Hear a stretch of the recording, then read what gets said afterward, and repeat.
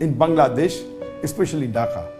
And we know that in the last দেশে চলমান কোটা সংস্কার আন্দোলন নিয়ে এবার মুখ খুলেছেন ভারতের জনপ্রিয় Islamic scholar Zakir Naik, youtuber Daud Kim সহ আরও অনেক পরিচিত মুখ।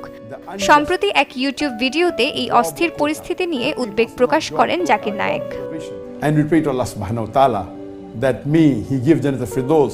আমি আল্লাহর কাছে দোয়া করছি, যারা সত্যের জন্য লড়াই করতে নিজেদের জীবন বিলিয়ে দিচ্ছেন তাদের যেন জান্নাতুল ফেরদৌস নসিব হয়। সেই সঙ্গে সহিংসতা নিরসনে সরকার সংশ্লিষ্টদের দ্রুত এগিয়ে আসতে হবে। See to it that peace prevails.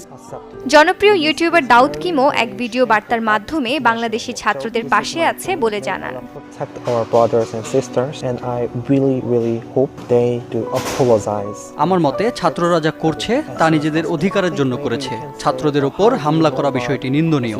Bangladesh আমার দ্বিতীয় বাড়ি। আল্লাহ যেন আমার বাংলাদেশি ভাই বোনদের রক্ষা করেন। I understand, but